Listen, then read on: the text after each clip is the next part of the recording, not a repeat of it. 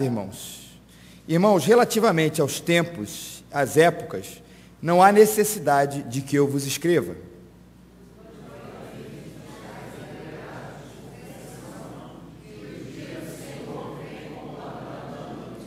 Quando andarem dizendo paz e segurança, eis que lhes sobrevirá repentina destruição, como vêm as dores de parto a que está para dar à luz, e de nenhum modo escaparão.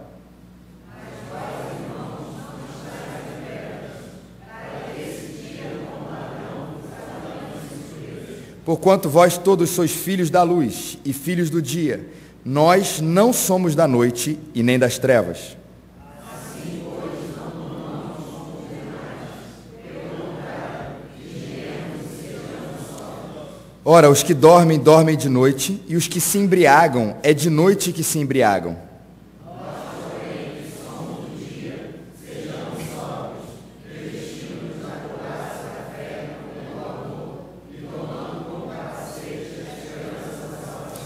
Porque Deus não nos destinou para a ira, mas para alcançar a salvação mediante nosso Senhor Jesus Cristo.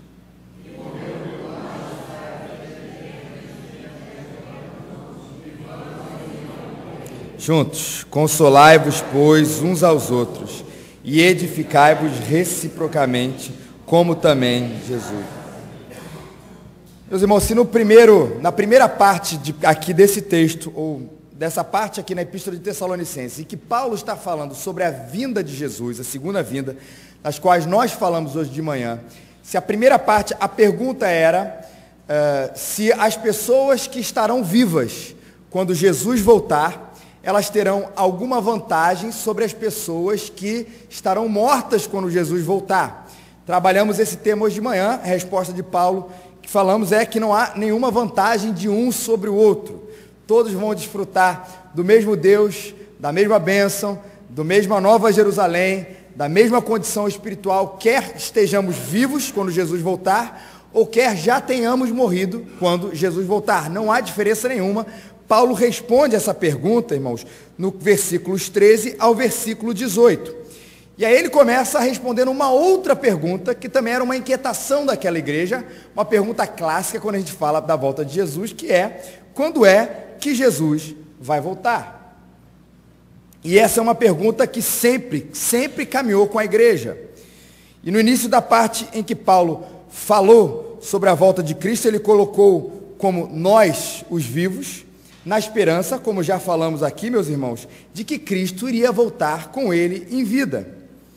Mas isso não quer dizer, que isso fique bem claro, que Paulo estava prevendo quando Jesus ia voltar precisamente, porque pode causar essa confusão. Se Paulo estava dizendo, olha, nós os vivos, como quem diz, eu sei, eu creio que Jesus vai voltar enquanto eu estiver vivo, a gente pode imaginar que Paulo sabia, ou que achava que sabia, a época exata em que Jesus vai voltar. E esse texto responde para a gente que, obviamente, não era esse o pensamento que Paulo tinha. Pois vós mesmos estáis inteirados, olha que a palavra que ele usa, com precisão, de que o dia do Senhor vem como ladrão da noite. Então, Paulo está dizendo, eu com precisão posso afirmar exatamente de que eu não sei quando Jesus vai voltar. Que ele vai voltar como o ladrão de noite, o ladrão da noite, que foi tema de um filme da década de 70 ou 80, um filme que falava sobre a volta de Jesus. Essa semana eu mostrei aí para a turma do discipulado, dos adolescentes. É um filme, meus irmãos, digo para vocês, é marcante por duas maneiras comigo. Primeiro, porque foi o início da minha conversão, eu vi esse filme em 1994, eu tinha 5 anos de idade nessa época. A risada mais alta, vocês viram de quem foi? A risada mais alta de quem foi, brincadeira. Obrigado, André, por rir um pouquinho mais alto. Poxa, amor, tão velho assim? Para quem não sabe, essa semana nós fizemos 5 anos de casado, ontem. Oh, que bonitinho. Para você, meu amor. Mas além de ter participado da nossa conversão, da minha conversão, esse filme também me deu um medo absurdo, porque ele narra a volta de Jesus com ares de filme de terror. É essa a impressão que eu tinha, de um medo absurdo. E o nome do filme era O Ladrão da Noite. E essa expressão que Paulo vai dizer que, olha, não dá para prever, exatamente como a gente não pode prever que um dia o ladrão vai nos assaltar. Porque se fosse, a gente pudesse prever isso, ia ser muito engraçado, né, meus irmãos? Olha, ou prever os incidentes da vida. Eu vim aqui, chegar lá na sua seguradora e dizer, eu vim aqui fazer um seguro dos seguintes aparelhos da minha casa. A minha televisão, do meu computador, do meu laptop, do meu iPhone. Sabe por quê? Porque o ladrão, essa semana, a gente já conversou, ele deixou a lista lá em casa, do que interessa a ele e do que ele já tem. E não precisa, né? Ele já deu, e eu vim aqui, diante da seguradora, fazer aquilo que eu acho que precisa ser segurado. E, obviamente, o segurador vai rir na sua cara se é fraude, se você fizer uma coisa assim. Ou como se você chegasse na sua casa e dissesse, amor, hoje eu vou chegar um pouco mais tarde, porque hoje eu vou bater de carro mais tarde, mas não se preocupe, porque eu fiz o seguro ontem. E se eu fiz o seguro ontem, ele vai estar coberto para hoje, eu vou bater, amanhã a gente cancela o seguro, problema nenhum com isso. Não dá para fazer nada parecido. O ladrão da noite é isso, é o inesperado. Aliás, é a lei de Murphy, né? Quando a gente esquece de pagar o seguro, parece que o carro ele começa a ter um alarme ali dentro, né? Podem me roubar que eu não estou segurado. Quando a gente esquece de fechar a porta de casa, parece que é quando as coisas acontecem, famosa lei de Murphy. Porque o inesperado é inesperado. Aquilo que é imprevisível, acontece quando a gente menos espera. E é exatamente assim que Paulo fala sobre a volta de Jesus. Ele vem como o ladrão da noite. Mas a Bíblia diz, irmãos, isso é importante dizer, ela diz sim exatamente quando Jesus vai voltar. Não sei se você sabe, a Bíblia fala isso, que Jesus vai voltar nos últimos dias. Jesus vai voltar nos últimos dias. E eu posso afirmar categoricamente para vocês, como profeta de Deus, quando serão os últimos dias que antecedem a vinda de Jesus. Digo isso porque eu li isso também num outro profeta, e o nome desse profeta é Joel, está lá no Antigo Testamento, e eu vou pedir para o tio Carlos projetar aí o nosso primeiro texto, que é Atos 2, de 16 a 17, quando vai falar sobre a vinda do Espírito Santo. Atos 2, você sabe, é o capítulo que fala sobre o derramamento do Espírito, e quando Pedro vai falar e vai interpretar aquele evento, ele vai recorrer ao profeta Joel para dizer que aquilo era o cumprimento de uma profecia passada. Ele diz, mas o que ocorre? A vinda do Espírito Santo, o derramamento do Espírito Santo, é o que foi dito por intermédio do profeta Joel. E acontecerá, e aí pode abrir e fechar aspas, que isso é Joel, e acontecerá nos últimos dias, diz o Senhor, que eu derramarei do meu Espírito sobre toda a carne. Deixa um pouquinho esse texto aí, tio Carlos.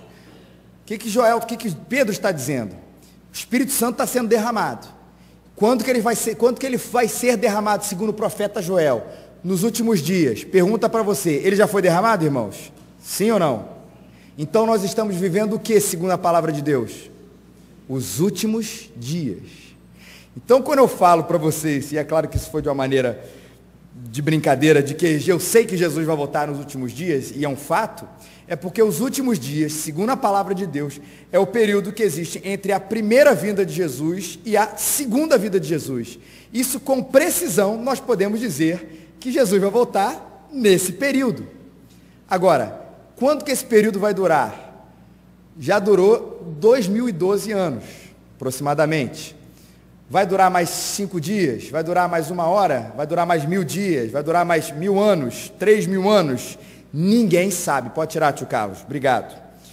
E se alguém falar qualquer coisa sobre essa data, que já tentaram prever durante milhares de anos, ao longo da história da igreja, sempre, nunca com a autoridade da Bíblia, mas sempre com aquela autoridade que eu ouvi alguém, eu tive uma revelação especial, eu tive um anjo do céu que falou isso para mim, eu tive uma experiência interior dizendo que Jesus vai voltar no ano tal, no dia tal.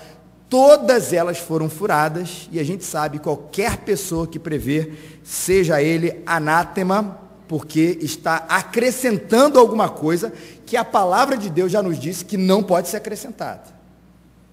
É nos últimos dias, entre a primeira vinda, ou na inauguração da primeira vinda de Jesus, nós estamos vivendo. Quando isso vai durar, nós não sabemos, e qualquer tentativa de prever isso é absolutamente mentirosa, segundo, inclusive, Mateus 24, 36. Esse texto está aí no nosso data show também. Vamos ler juntos? Mas a respeito daquele dia e hora, nem os sabe, nem os anjos dos céus, nem o Filho, senão o Pai. E Atos 1,6, também 6 e 7, também falam isso. Então os que estavam reunidos perguntaram para Jesus: Senhor, será este o tempo em que restaures o reino a Israel? E aí Jesus respondeu: não vos compete conhecer tempos ou épocas que o Pai reservou para a sua exclusiva autoridade, irmãos. Só Deus sabe daquele dia e hora, ninguém sabe, nem os anjos dos céus, nem o Filho, só o Pai sabe.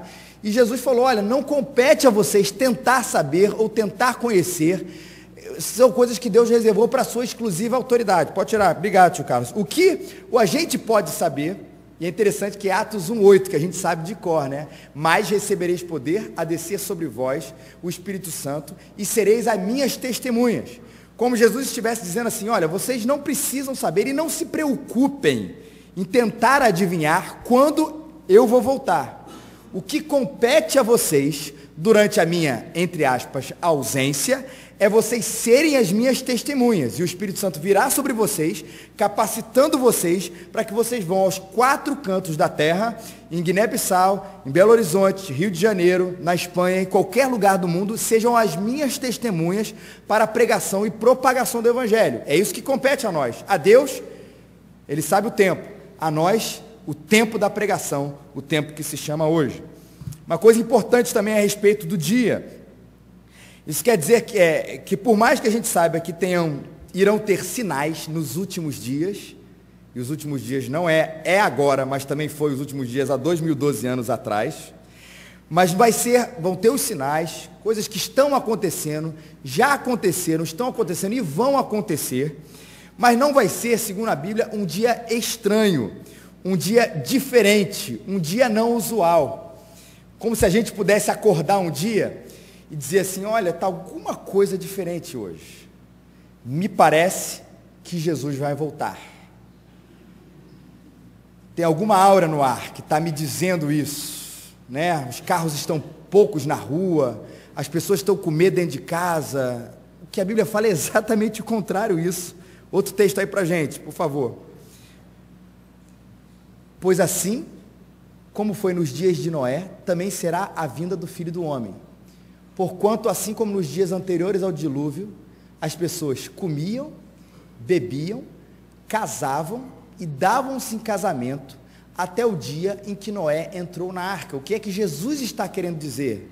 Que da mesma maneira que no passado ninguém acreditava, e o dia do dilúvio foi um dia comum, onde as pessoas acordaram, fizeram a barba, foram trabalhar, tomaram o seu banho, tinha até pessoas que iriam se casar nesse dia, um dia absolutamente normal. Deus, como um ladrão da noite, enviou o dilúvio, e Deus, como um ladrão da noite, irá trazer, Jesus irá virar como esse ladrão da noite, de maneira inesperada, num dia que, segundo a palavra de Deus, é um dia como outro qualquer. Eu não sei se é pecado, mas se você não é casado, pede a Deus, pelo menos, Senhor, que não seja no dia do meu casamento, né? A Bíblia diz, amém, Paulinha? Que não seja assim, né? Coitadinha, né? A gente já se arrumou, pagou tudo, é o dia, feliz da vida, e chega lá, Jesus voltar assim: pô, Senhor, já estragou a festa. Que heresia, Senhor, perdoe meu pecado aqui agora, pode tirar do texto. 5:3, Paulo diz: quando andarem dizendo paz e segurança, eis que lhes sobrevirá repentina destruição, como vem as dores de parto, a que está para dar à luz, e de nenhum modo escaparão. Aí ele está dizendo assim: olha, quando as pessoas andarem dizendo paz e segurança, esse é o momento onde sobrevirá a repentina destruição. E a ideia é o seguinte, que mesmo quando Jesus estiver vindo, as pessoas vão ter uma sensação de que a humanidade, ou vai ter essa sensação de que, na verdade, a gente se deu muito bem. De que a vida não tem nada a ver com Deus. A vida é minha, eu faço dela aquilo que eu quiser, eu sou autossuficiente. Deus é uma ideia antiga e ultrapassada, que a gente inclusive está se ajustando bem como uma humanidade, que a gente está evoluindo, que a ciência está ajudando o ser humano, problema nenhum nisso, irmãos, mas que a interpretação é de que a gente deu conta do recado como seres humanos, que não há nada de errado no nosso mundo, que os valores eles não foram distorcidos, que o mal não virou bem, o bem não virou mal, que a humanidade caminha a passos largos para a felicidade, que Deus, como eu disse, é uma ideia ultrapassada. Isso volta e meia vem acontecendo nos últimos dias, desde sempre, né? Desde a vinda de Jesus, e as pessoas volta e meia têm esse pensamento, olha, porque a gente está em paz, a gente está em segurança, e subitamente, quando a humanidade achou que se resolveu, a humanidade achou que ela foi autossuficiente para resolver as suas questões, Jesus virá. E a ideia é interessante, é parecida com a seguinte cena. Lembra do cubo mágico? A gente tem a foto aqui do cubo mágico. Aquele brinquedo famoso aí na década de 80, até hoje é. Mas a ideia é a seguinte. Imagine que você é uma pessoa, está tentando resolver esse cubo mágico, né? Para que ele fique uniforme, as cores fiquem assim alinhadas. E ele está tão entretido com aquilo, tão entretido com aquelas questões, que ele lembrou que ele tinha que ir na padaria, e mesmo assim, ele foi andando, tentar resolver. E aí, no momento em que ele percebe que ele está próximo ali de resolver todas as coisas, que o olho dele já está brilhando, pum, ele é atropelado e morre, porque ele não se percebeu que nessa caminhada para a padaria, o momento em que ele descobriu a solução do cubo mágico, ele estava no meio da rua. Essa ilustração é para dizer o que Paulo está querendo dizer com esse, que as pessoas vão dizer paz e segurança, e subitamente virá a destruição. Quando a gente está achando que está se acertando, Jesus Cristo vem, inclusive para dizer ao nosso coração de que a humanidade não é nada sem Deus, de que a humanidade não é autônoma como ela pensa, de que não existe vida, de que não existe graça, de que não existe plenitude sem de fato a presença do Deus todo, o poderoso. E tem gente, isso desde a época lá do apóstolo Pedro, que vai ridicularizar isso. Eu vou ler um texto para vocês, que diz: tendo em conta, antes de tudo, que nos últimos dias, você já sabe o que é isso, virão escarnecedores, com os seus escárnios, andando segundo as suas próprias paixões, e dizendo: onde é que está a promessa da sua vinda? Porque desde que os pais dormiram, todas as coisas permanecem como desde o princípio da criação. Você já deve ter ouvido como isso. Se Deus existe, se Ele fala que realmente ama a humanidade, por que a gente caminha a passos largos para as coisas ruins? Por que Ele permite que isso aconteça? E o teu Deus onde está? E o Deus dos cristãos que anda permitindo que coisas terríveis aconteçam com os cristãos? Desconstrói essa ideia de que Deus existe. Desconstrói essa mitologia, essa fantasia de que Jesus Cristo de fato um dia virá voltar. Isso é bobagem que te ensinaram desde criança. As pessoas iriam fazer isso desde o tempo do apóstolo Pedro até os nossos dias. E esse, em breve, né, no nosso breve, no sentido bíblico das coisas, Jesus Cristo irá voltar. E a ideia da grávida, aqui que a Bíblia nos diz: lhe sobrevirá a repentina destruição, como vem as dores de parto, a que está para dar à luz, e de nenhum modo escaparão. A ideia é a seguinte, que da mesma maneira que uma grávida não pode evitar o nascimento, quando ele já está prestes a nascer, não pode fazer absolutamente nada disso, o bebê vai sair e ponto final, nós também não podemos escapar desse fato, quer acreditemos ou não. A gente sabe disso, Deus existe independente daquilo que a gente acredita, Deus vai voltar, Jesus vai voltar independente se você acredita ou não, isso é um fato. E da mesma maneira que não pode escapar um bebê que está na iminência de nascer, aquele é um fato consumado, nós também não podemos escapar do fato que o Senhor virá. Ok, meus irmãos? E diante de um fato, e a palavra é essa mesmo, não na gíria que a gente usa, tão sinistro, os cristãos deviam ali ter começado a ficar com medo. Olha as palavras que Paulo usa: e subitamente ele vem como ladrão da noite, subitamente virá a destruição, ninguém sabe a hora, A reação que os cristãos poderiam ter era uma reação de medo, não quero falar sobre essa história de volta de Jesus não, porque isso me dá pesadelo. E eu falei, é um pouco daquilo que eu tive também quando eu vi o filme O Ladrão na Noite. Depois você procura no YouTube, tem o trailer dele, é bem assustador mesmo. E Paulo vai dizer, olha, tudo isso é verdade, meus irmãos, o dia veio como ladrão, ninguém sabe a hora, vai vir a repentina destruição, mas a consequência dessa minha palavra para vocês, para a igreja de Tessalônica, não é que vocês tenham medo, mas que vocês tenham esperança. Por quê? Porque a condição de vocês é diferente daqueles que andam nas trevas. Porque a identidade de vocês é diferente daqueles que não conhecem a Deus. A definição clássica do dia do Senhor é um dia terrível para aqueles que não conhecem a Jesus e um dia maravilhoso para aqueles que andam com Ele. Então não é para ninguém ficar com medo quando a gente fala desse assunto. Pelo contrário, Paulo quer encher a gente de quê? A gente até falou isso um pouquinho de manhã, de esperança, porque nós não vamos ser destruídos, nós seremos reconstruídos, irmãos, porque nós não vamos ser pegos de surpresa. Ele veio como ladrão da noite, mas nós já sabemos disso, não sabemos a data, mas sabemos que Jesus voltará. Nós não seremos julgados, nós seremos julgados para a liberdade e não seremos julgados para a condenação, porque cremos que é o sangue de Jesus que nos justifica de todo pecado. Então, se a gente vai ser reconstruído, se a gente vai morar na Nova Jerusalém, falamos isso hoje de manhã, se a gente vai ser julgado para a nossa liberdade completa, Paulo está dizendo, o que é que vocês estão temendo? Expectativa, esperança, alegria, porque esse dia vai voltar. Não temam, amem esse dia e esperem pela volta de Jesus. Porque, irmãos, não estais em trevas, para que esse dia, como ladrão, vos apanhe de surpresa. Porquanto, vós todos, vocês são filhos da luz e filhos do dia, nós não somos da noite e nem das trevas. Nós estamos andando, o que Paulo está dizendo, na luz de Deus. E assim, pois, versículos 6 a 8, não durmamos como os demais, pelo contrário, vigiemos e sejamos sóbrios. Ora, os que dormem, dormem de noite, e os que se embriagam, é de noite que se embriagam. Nós, porém, somos do dia, sejamos sóbrios, revestindo-nos da couraça da fé e do amor, e tomando como capacete a esperança da salvação. Ora, se a nossa identidade é diferente, nós não somos das trevas, somos das luzes. Esse dia não nos vai apanhar de surpresa na medida em que a gente sabe que ele vai acontecer, não sabemos quando, mas que ele vai acontecer, e somos filhos da luz e filhos do dia, nós não somos da noite nem das trevas.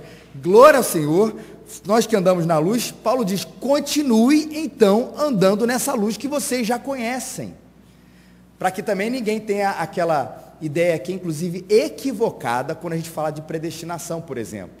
Né? Então se eu sou predestinado, eu posso viver do jeito que eu quiser, porque no fundo, na história, eu vou para o céu mesmo.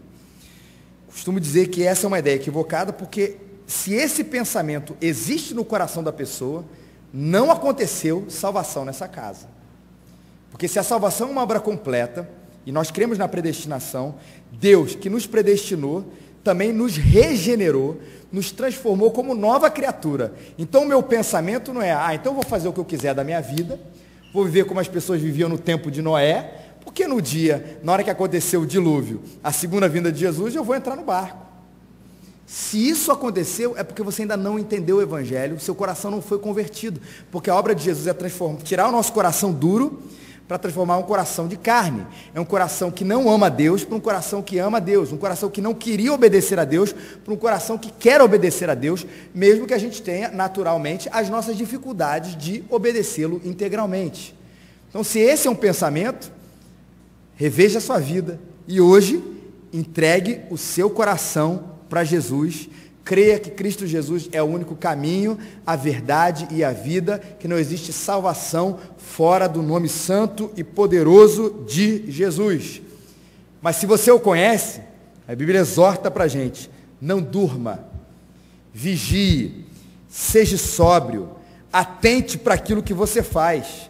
Não porque a gente vai ser salvo pelas nossas obras, né? Porque tem até a doutrina da segurança da salvação, que não é só aqueles que creem na predestinação, mas todos aqueles que creem que uma vez salvo, salvo para sempre, de que Jesus Cristo, nós estamos na mão de Jesus, e se nós estamos na mão de Jesus, é a palavra do bom pastor, ninguém pode arrebatar a gente da mão dele. Então, mesmo que, atente muito bem o que eu vou dizer, para que ninguém ache que eu vou falar heresia, mesmo que você entregou sua vida a Jesus, mesmo naquele momento você esteja cometendo um pecado, você vai para o céu. Ficou claro isso, irmãos? Então o pastor está dizendo que eu posso cometer pecado à vontade que eu vou para o céu? Não. Acabamos, vamos voltar mais um passo. Se você tem esse pensamento, você ainda não se converteu, entregue sua vida a Jesus, Ele é o caminho, a verdade e a vida. Mas todos nós temos os deslizes que acontecemos. Se não a salvação, eu já tive esse pensamento, seria por sorte. Amanhã você vai pecar. Não é, aí não diz amém não, mas é um fato. Eventualmente, ou essa semana, alguma coisa você vai fazer, alguma coisa você vai pensar, alguma coisa vai acontecer. E aí imagina que você manteve firme, certinho, tudo tranquilo. Aí numa hora, num deslize de 3 segundos, você errou. E naquela hora Jesus voltou. E aí? Ah, mas se Jesus, minha salvação eu acabei de perder, eu não vou voltar com Ele. Claro que não, irmãos. O sangue de Jesus te perdoou de todos os seus pecados. E todos, quer dizer, desde o momento que você nasceu até o último dia, eles estão perdoados. O sangue de Jesus é poderoso para fazer tudo isso. E poderoso também para regenerar a sua vida, transformar a sua vida, a fim de que você deseje as luzes e não mais as trevas. Mas como nós somos de carne e osso e aprendemos hoje de manhã, a restauração da nossa vida apenas começou, a gente ainda luta contra o pecado. Por isso Paulo diz: vigie, irmão, seja sóbrio, vigilante, deseje e o tempo todo procure andar na luz, porque você ama a Deus, ama o Deus que te chamou das trevas para a sua maravilhosa luz. Não é porque você quer ser salvo que você vai andar na luz, você já é salvo, é porque você ama o Deus que te ofereceu a salvação, que colocou o Espírito Santo dentro de você, para que você odiasse as trevas e amasse as luzes. E a imagem que ele usa é da sobriedade versus se embriagar e dormir versus estar alerta. Apesar da embriaguez ser um pecado, Paulo não está falando da embriaguez em si mesmo. Ela é um pecado, Efésios 5,18 fala isso. Mas o conceito de Paulo é que a gente não pode abrir mão de vigiar. De que quando a pessoa está bêbada, ela de alguma maneira ela desliga algumas barreiras que ela tem, algumas defesas que ela tem, e acaba fazendo coisas que ela não imaginava fazer se estivesse no estado de sobriedade. Paulo diz: não se embriague, não apenas no sentido de não enche a cara, mas não desligue e fale assim: eu vou deixar a minha vida, deixar a vida me levar, eu vou fazer aquilo que eu quiser, que está normal. Não, vigie, não durma, esteja alerta, sóbrio e vigilante, vigieis, como diz a palavra de Deus, para que não entreis em tentação. Estar alerta, algumas dicas aqui para a gente, quando o pecado estiver se aproximando. Estar alerta, quando a gente perceber, isso é uma autoanálise nossa, quando a gente perceber que a gente está se afastando de Deus. Vigia isso, irmãos. E a gente pode perceber, a gente sabe quando a gente está mais próximo, mais distante, coisa que a gente não pensava, a gente começa a pensar, coisa que a gente queria, a gente começa a não querer mais. E, é o momento de vigiar e pedir graça a Deus. Quando percebemos que a gente está flertando demais com o pecado. E a ideia do flertar o pecado, é que o abismo é aqui e a gente cada vez mais se aproxima do abismo, não vou cair, fica ali na pontinha, porque eu vou me segurar na hora certa. Quando a gente está caminhando para esse abismo, para esse finalzinho das coisas, é hora de falar assim: opa, Senhor, estou me afastando, me dá graça para voltar. E quando a gente constrói também, começa a construir uma imagem de Deus diferente daquilo que Ele é.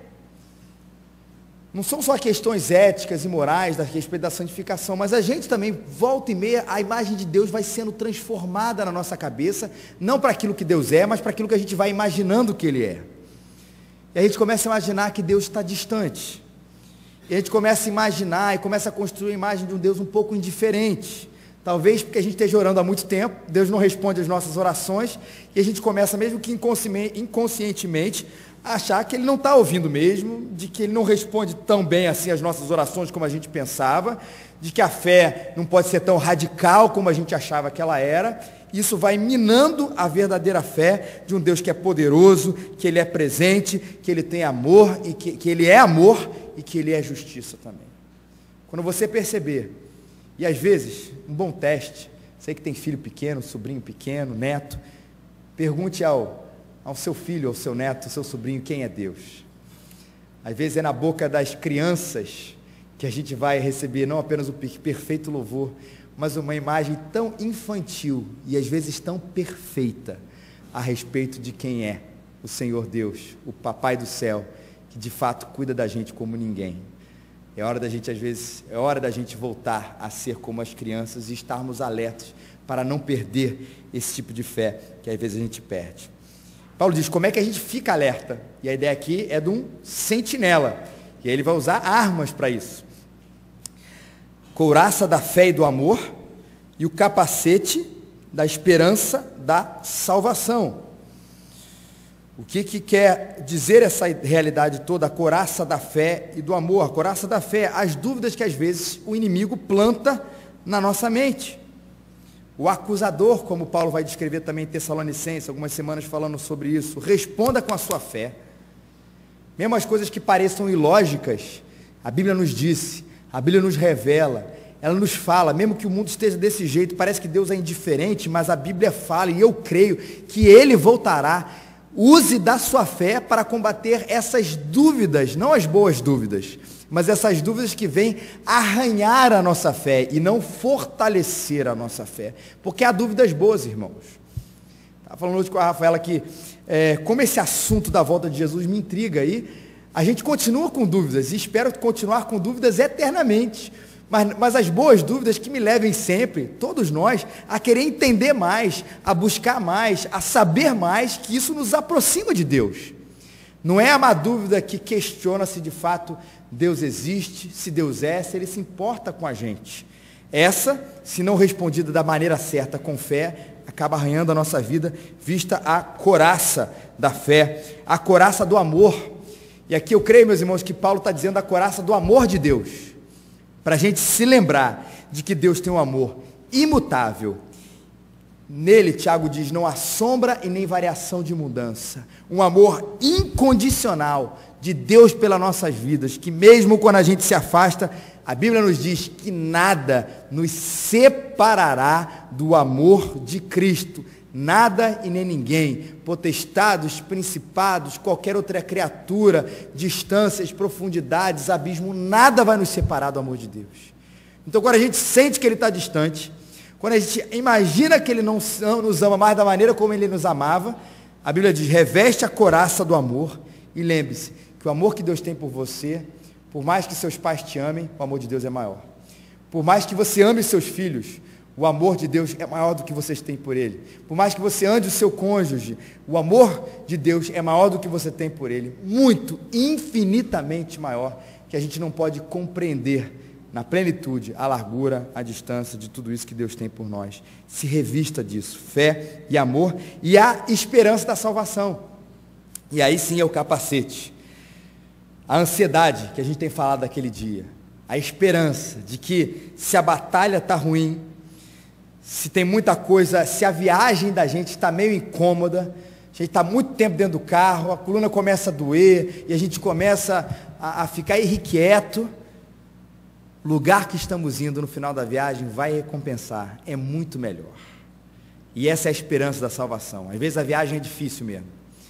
A viagem, a jornada da nossa vida é complicada, é difícil, são lutas. Paulo diz, se reviste dessa esperança, de que o lugar que você está indo, onde esse carro está dirigindo você, onde o caminho está te levando, que é Jesus Cristo, é infinitamente melhor e maior do que qualquer luta que você está vivendo. E fazemos isso porque amamos a Deus, porque fomos conquistados por Ele, porque a gente já sabe o nosso destino final.